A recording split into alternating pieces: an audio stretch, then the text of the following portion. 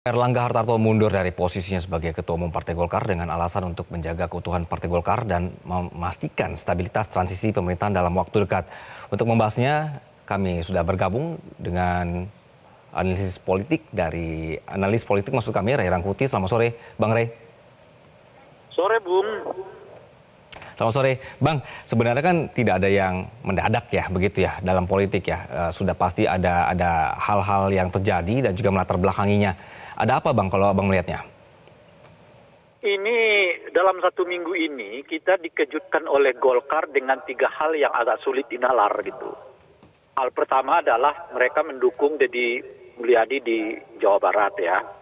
Sulit dipahami kalau mereka mendukung Deddy Mulyadi sementara kader mereka sebetulnya sudah hampir menang di sana kalau tetap dibuat di Jawa Barat gitu. Nah yang kedua tentu saja adalah memindahkan RK ke Jakarta dengan elektabilitas hanya 10%.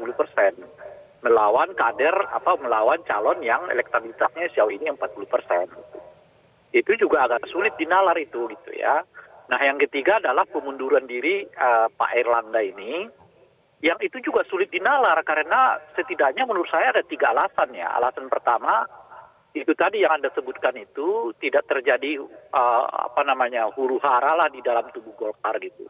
Dulu pernah terjadi kan sebelum Pilpres, tapi kan kemudian justru Pak Erlangga yang menyatakan dengan kuku tidak akan mundur gitu kan.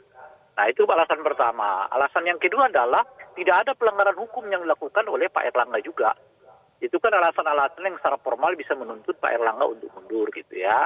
Nah yang ketiga Pak Erlangga juga berada dalam kondisi yang sukses membawa Golkar untuk menaikkan suara di Pileg dan juga di Pilpres.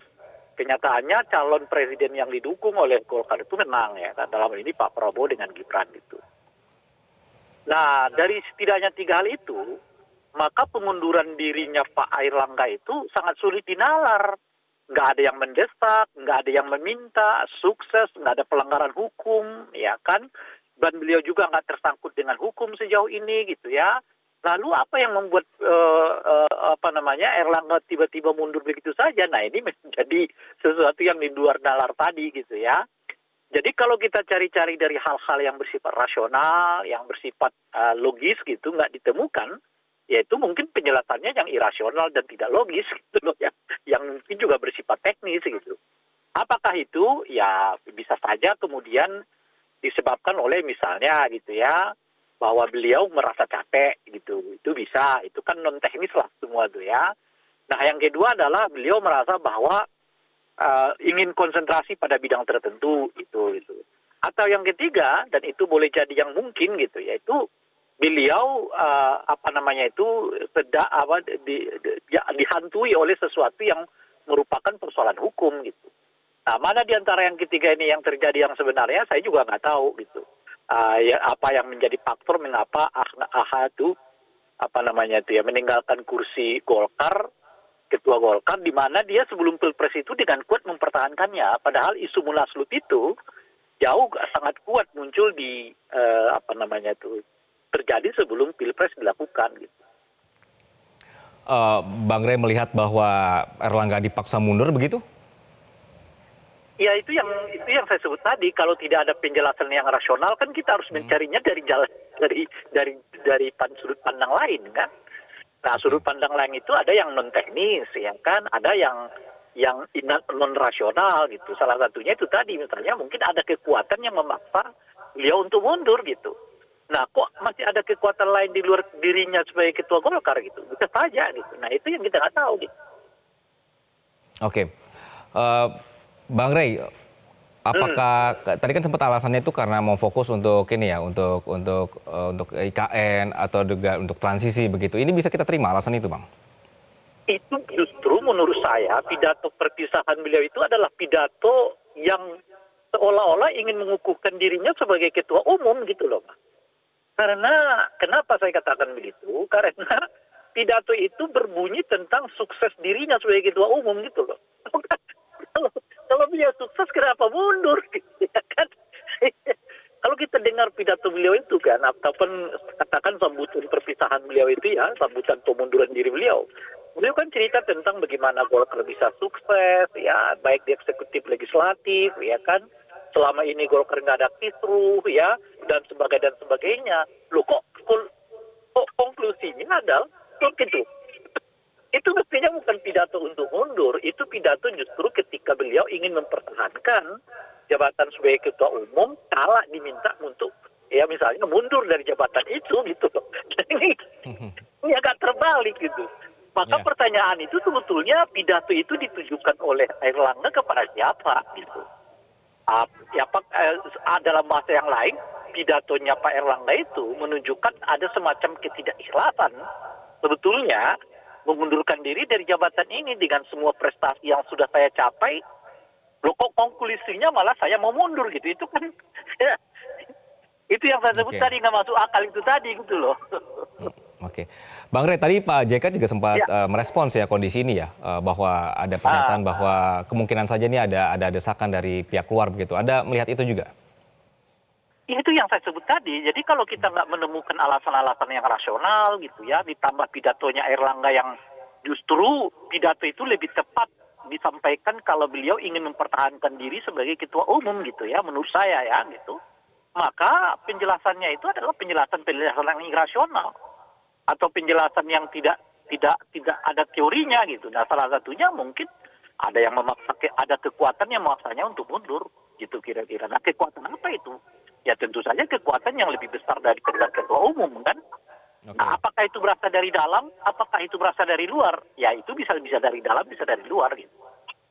Oke, dengan Pak Erlangga berbicara bahwa alasannya untuk menjaga keutuhan partai, Anda melihatnya seperti apa, Bang? Itu yang saya sebut tadi. Kalau mau keutuhan partai justru Erlangga harus tetap sebagai ketua umum.